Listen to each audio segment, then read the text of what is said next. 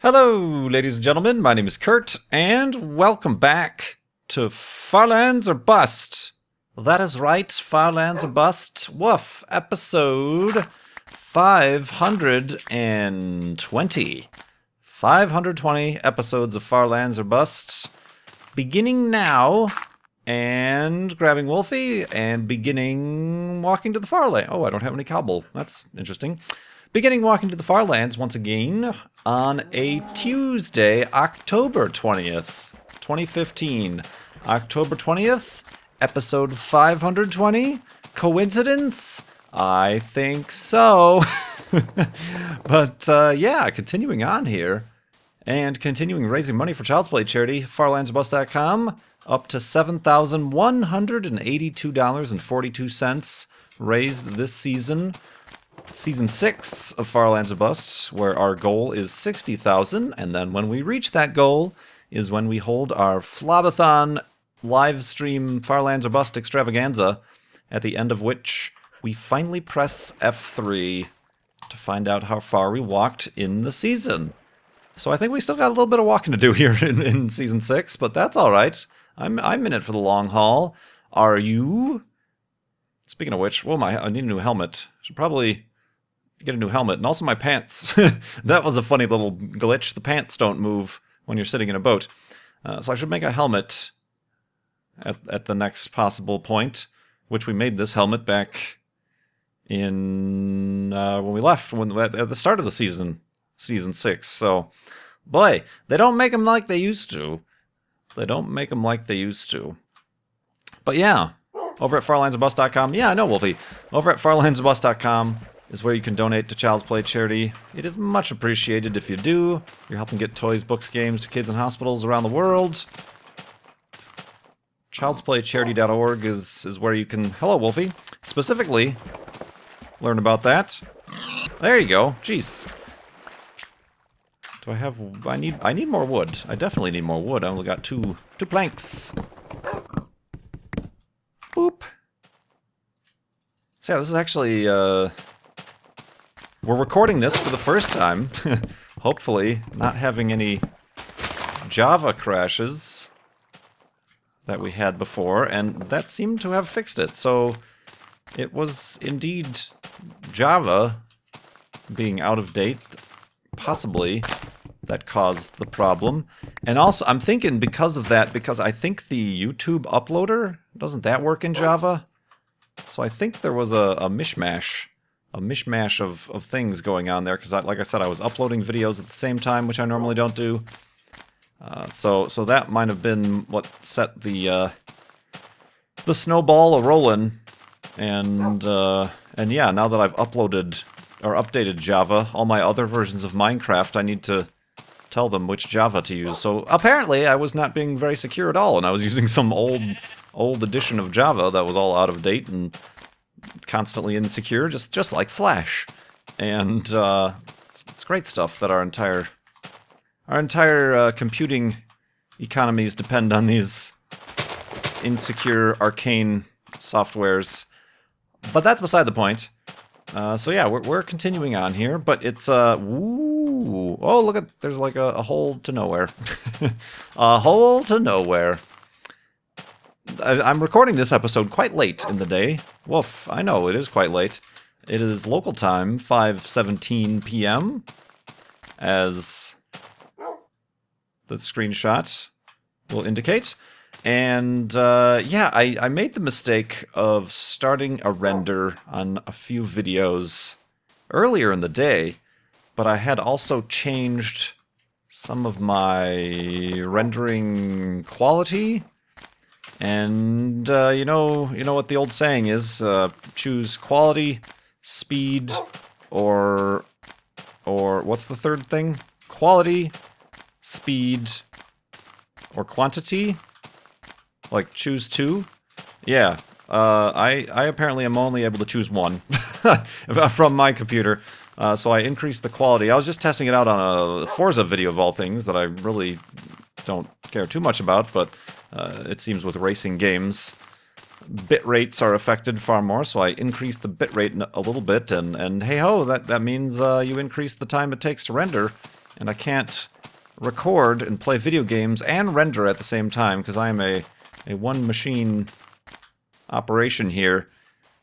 So I had to wait for that, so I took a lot of time. I'm working. If you are a patron of mine, keep an eye on the Patreon feed over the next few days, or possibly even today, maybe, because I have a survey that I've pored over the last few weeks, kind of a survey of the state of affairs of Patreon and fan funding in my channel, and hopefully looking forward to getting some input from you all on the direction things be heading, and particularly not ever saying things be heading again, because that's not going to gain any subscribers now, there is it.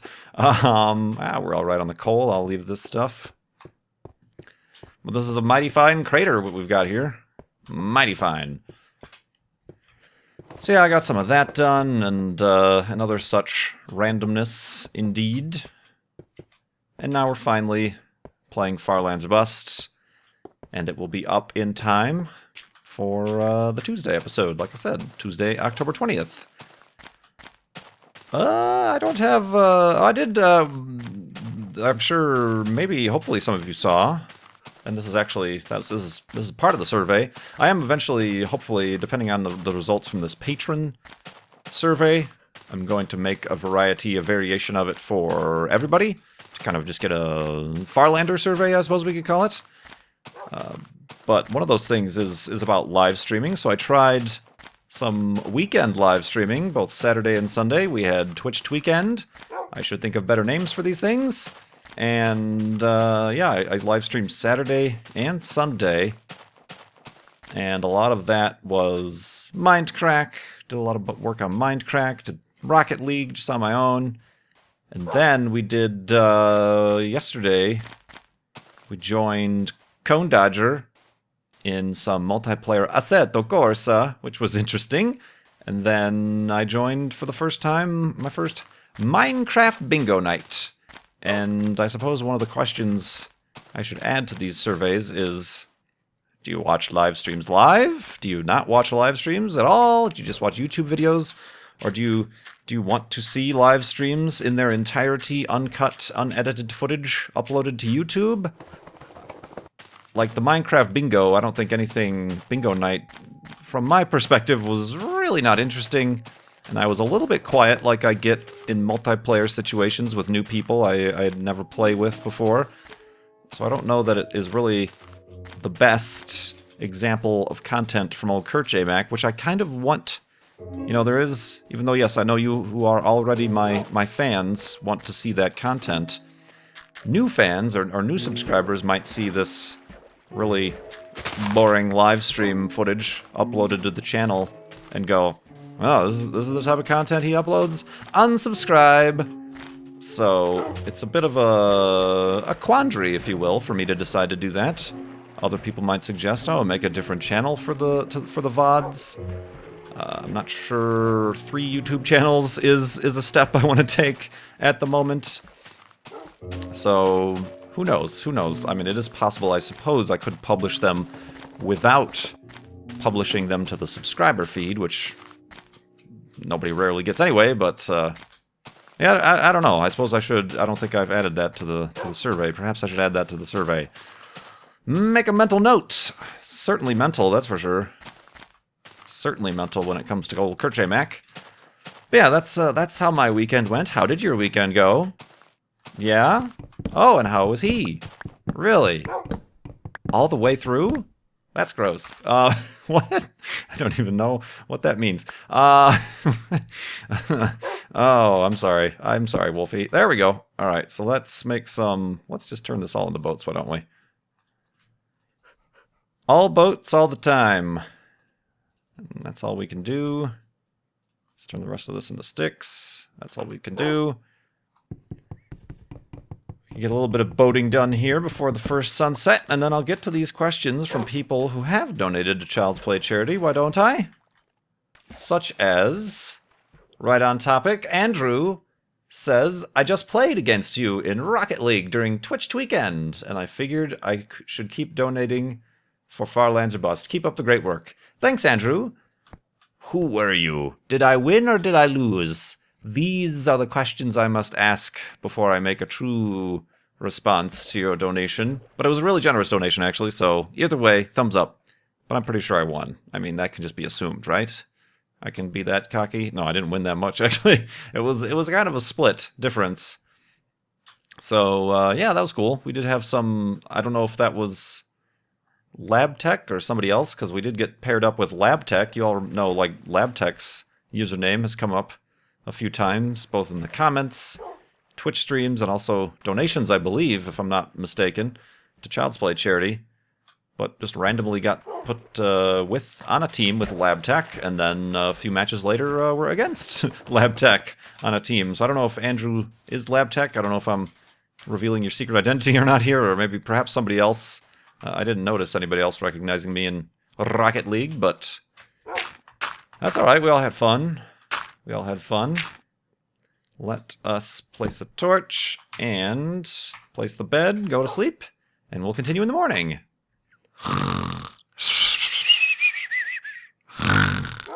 And Twitch tweakendness.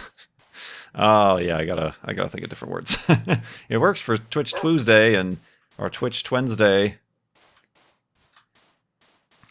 Perhaps I should stop calling it Twitch. That's another thing. Maybe that's another thing I should add. The survey is getting a little long, I feel. I should add if, like... Maybe I should just try. I do feel like trying YouTube gaming.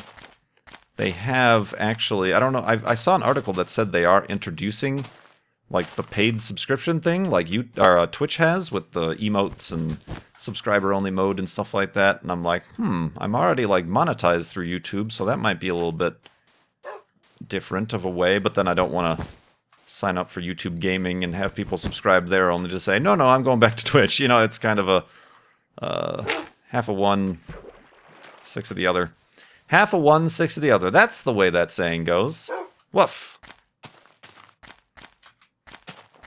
Let's see here. What products, if any, do you use on your awesome beards? How long have you been growing it? Do you cut or trim it at all? From an anonymous donor to Child's Play charity. The beard is not as awesome as it once was. The peak beard was on New Year's when I uploaded the first vlog video to KurtJBeard. That is probably the peak beard that you saw. It actually was probably more peaky in November before I moved to Arizona even. Because I distinctly remember trimming it, not significantly, but enough to make it a little bit more presentable when I was coming out here to look at rentals, because you kind of want to look like you can handle a rental, a month-to-month payment perhaps, so perhaps not looking like a crazed maniac who has sworn off all razors and scissored implements around your facial hair might be a good idea. So yeah, I do remember I did trim it a bit around then. So yeah, it was prior to November that it was actually at its longest. And now it's probably at its shortest. I've been trimming it back, making it a little bit more reasonable every now and again. So yeah, I do trim. But because it's not as long, I don't use products that much anymore. I do use a beard shampoo.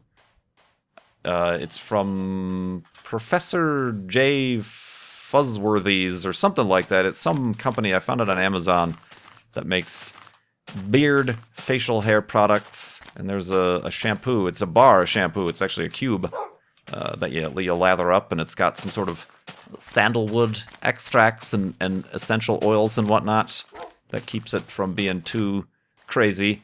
And then I also got the beard wax. I also have beard oil, but I prefer the wax. The oil is a little bit messy because it comes out as an oil, a liquid, and I feel it's too slimy and liquidy.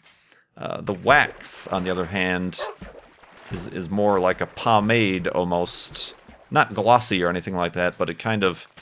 You rub it against your fingers, and it kind of melts it and warms it up, and then you brush it from root to tip into your beard. And then, instead of remaining a liquid oil, it does kind of re-solidify and kind of just is a nice way to to keep the stragglers at bay, as it were, and keep a little bit more of a neater look. So yeah, those are the beard products that I use and can suggest, I suppose. And yeah, I've had this beard wax tin since I've been growing a beard, so it lasts a long time. You only need to use a little bit. Then again, I've never had like a huge, massive, thick beard. My beard is not like crazy thick or anything like that, specifically around my cheeks, so it is a little bit more wispy, I suppose. But yeah, I've been incrementally trimming it back shorter and shorter until it becomes a little bit more of just a normal beard. But yeah, it was alright during summer, since I really didn't go out that much, but I never was really affected by the heat in Phoenix with the beard. My face never really gets warm. If anything, I feel like it would have probably made me feel cooler, because it provides shade for my neck and my face. A little bit more of like a insulation, but instead of insulating against the cold, it insulates against the sun's harmful rays. Of course, I was also a little bit concerned. I don't want to shave my beard completely, only to find that I have a beard tan line. Farmer's beard. Farmer's tan beard. So that's a concern of mine as well. And I don't know that I would completely shave it down to the skin, because then I look like a child. There's that very common meme that you see of like the cartoon guy who starts off looking like a pirate. He's got like a eye patch and a scar, and he's got the huge burly beard, and then he shaves it, and then the final frame he looks like a doughboy, you know, the Pillsbury doughboy, and after he shaves his beard. So that's kind of a fear of mine. So that I don't know that I'll go that far. But yeah, thanks for that donation and the beard related question. NATO, the entire NATO organization is asking with their donation, what graphics... Whoa, Wolfie, don't push me off the cliff. What graphics design programs did you prefer? It really was less about prefer and more about just stuck with industry standards. You can't really be a professional graphic designer without buying into the Adobe ecosystem. That's all we learned in school, and all the Illustrator class. You know, we had specific classes on each of the programs. Illustrator, you had stuff about Photoshop, and you had stuff about InDesign, and then if you get into other programs, you know, like Flash, and I suppose if you get into audio and video stuff, you'll be doing, what's that called? I totally forgot what that's called, because I don't actually use that. I use Sony Vegas still. But yeah, you're stuck with Photoshop and InDesign. There was, before InDesign came along, there was, remember Quark Express? I don't know if anybody remembers Quark Express. It was its own page layout program, and that was kind of the industry standard for a while. But then InDesign came out, and everybody was like, well, I'm already paying whatever $900 for Adobe Creative Suite, and it comes with InDesign. I guess we should start buying that instead of Quark Express. So they kind of curbed that market. Didn't they get bought out too? I don't know if they got bought out or not, or maybe they still exist. But yeah, I knew my Quark Express. And I think when I did work as an intern, an unpaid intern. No, I think I was paid. No, I think I was unpaid, actually, now that I think about it. An unpaid intern at a book publisher, a small book publisher in the Chicago suburbs, and I would lay out entire books, page flow and formatting and margins and blah blah blah blah blah. A whole, you know, like actual novels, like 600-page novels or something like that. I would be the person to make the style sheets, which is maybe how I easily transitioned to web design with CSS style sheets for HTML, because there were similar properties-ish, sort of, to graphic design style sheets in programs like InDesign and Quark Express. But yeah, it kind of stuck. I would have liked to be able to, say, use some of the open source programs, your what are they called? I totally forgot what they're called, since I never use them, like I don't know if Paint.net was the one. There's another one. GIMP.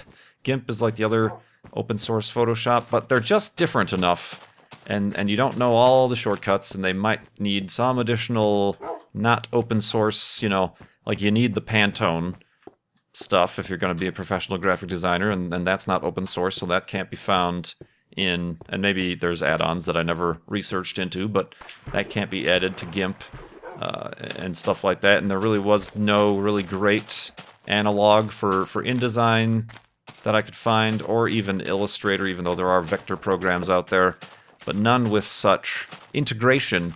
You know, when you send something to print, they want an Illustrator EPS file or or you know, the Quark Express, whatever output that was called. It was called something, a project or package or something like that. So you're kind of at the whim of the output format you were stuck with. But yeah, those are the programs I used, and I still kind of use in design and making these fancy thumbnails and graphics and new headers. There's a new header, did you not know, on the the KurtJMac YouTube channel. New header, a little bit less focused on the Farlands bust and more focused on the overall KurtJMac-itude-ness. This anonymous donor continues to ask... Oh, not anonymous. This was NATO. I remember. It was NATO. NATO continues to ask more questions about graphic design. Do you have any stories of good clients or work where you were particularly proud of from your graphic design days? I mean, that's a tough one. That's a tough one. Oh, hey, there's a spawner down there. That's some interesting luck that we've just had, so we should get to sleep actually quickly here before those things start spawning in the darkness.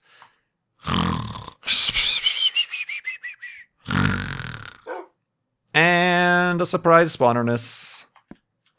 Let's check this out, why don't we? Wolfie, let's have you sit down first of all. Wolfie? Wolfie? Wolfie? Yep, there you are. All right, now come over here.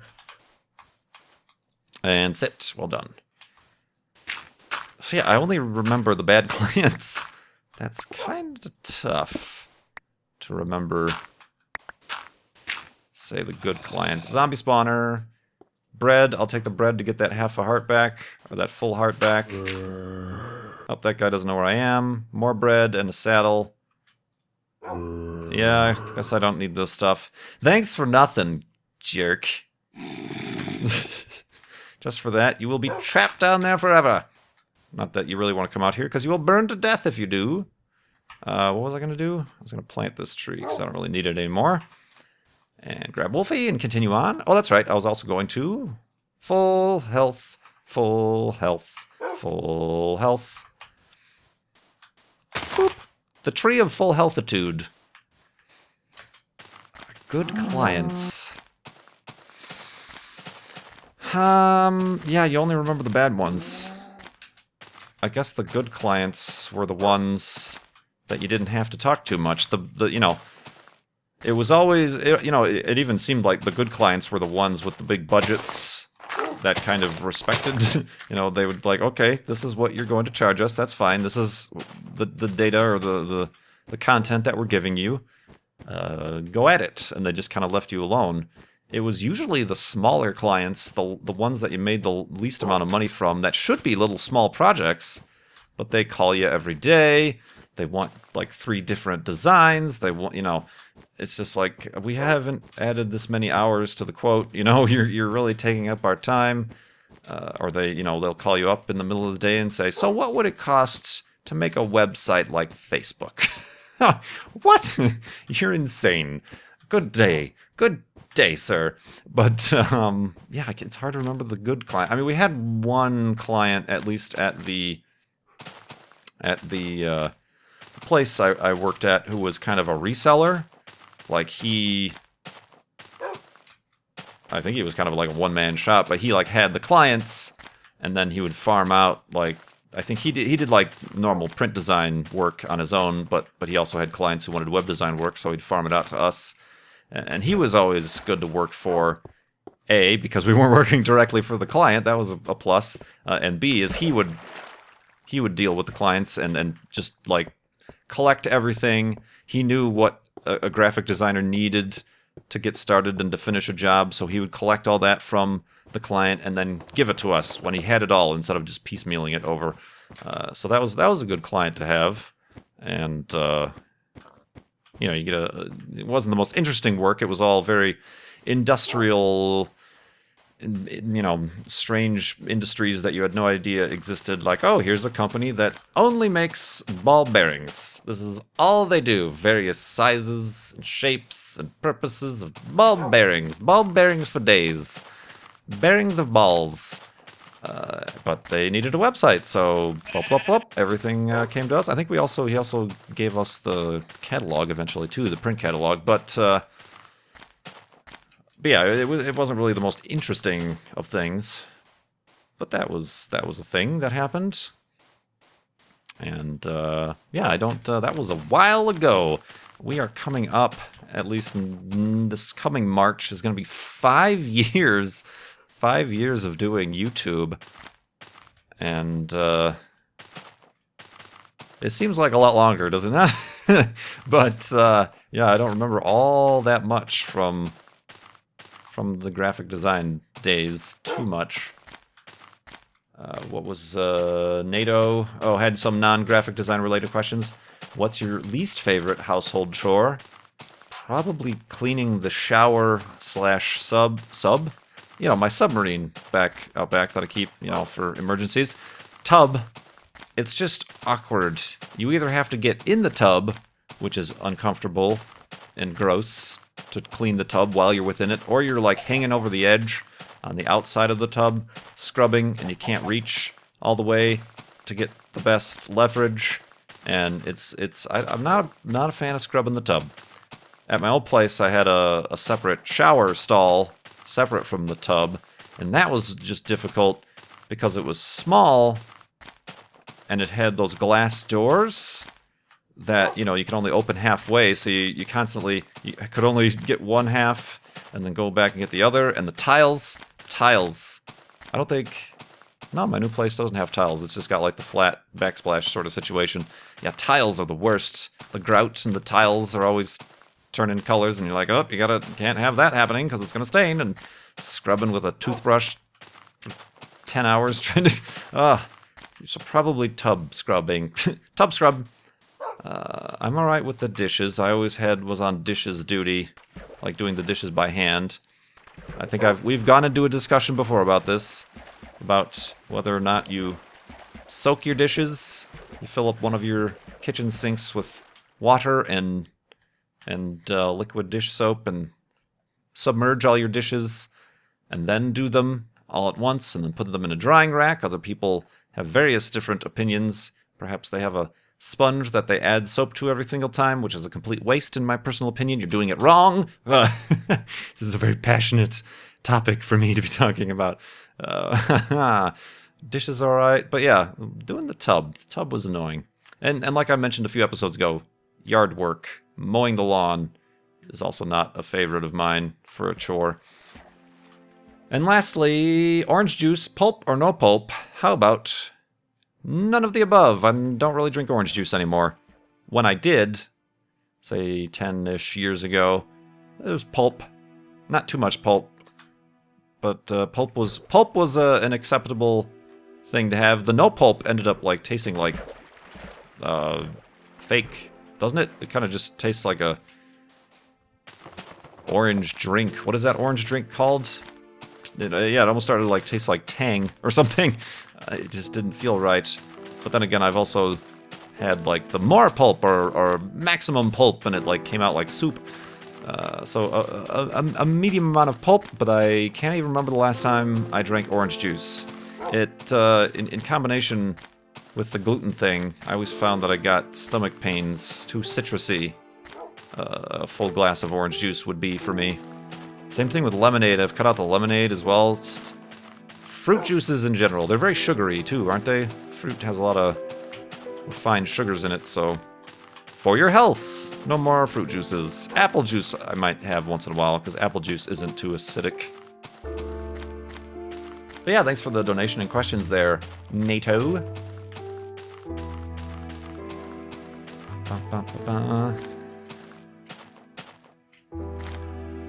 Alex S. has asked that, or has said, this one comes with a little bit of a story. Kurt, my sister, he addresses me.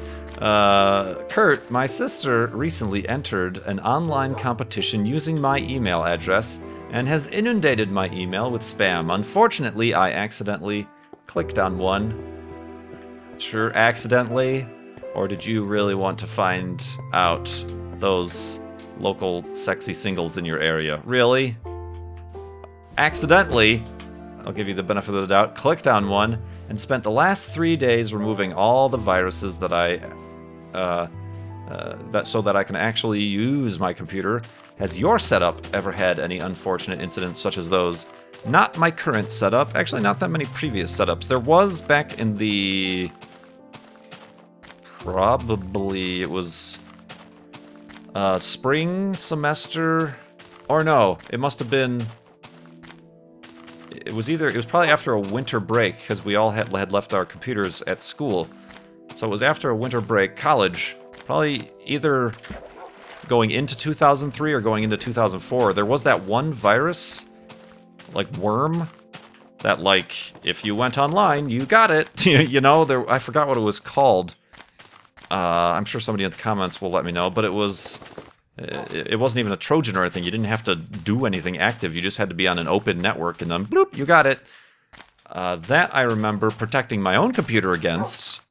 I brought to school, because I knew it would be a problem, I brought to school the floppy disk with the hotfix on it that patched the security issue and fixed my computer, but then because I was the one with the disk, everybody else who haphazardly logged onto their computers after returning from a winter break ended up with I forgot what it was called, it was something weird, but they ended up with it, so I had to go around with the disk to fix everybody's computers.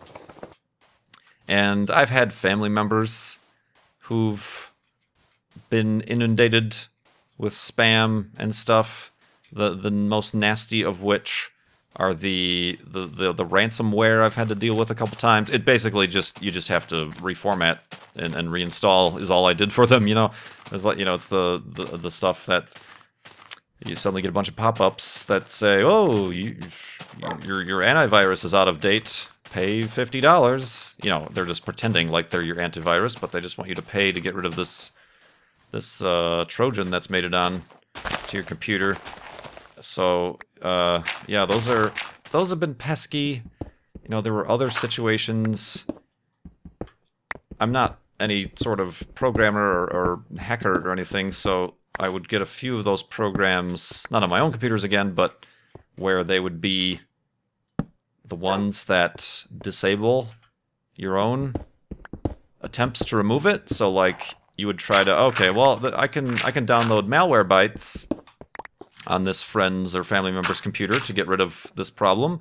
Well, the program, when you try to go to Malwarebytes website, will redirect you somewhere else. Or if you find a way to download the exe, it won't allow you to run that exe. So there's some nasty, stupid, silly stuff out there. But thankfully, not in a long time. Now that I think about it, have I had to deal with any stuff like that? Oh god, I just made half slabs.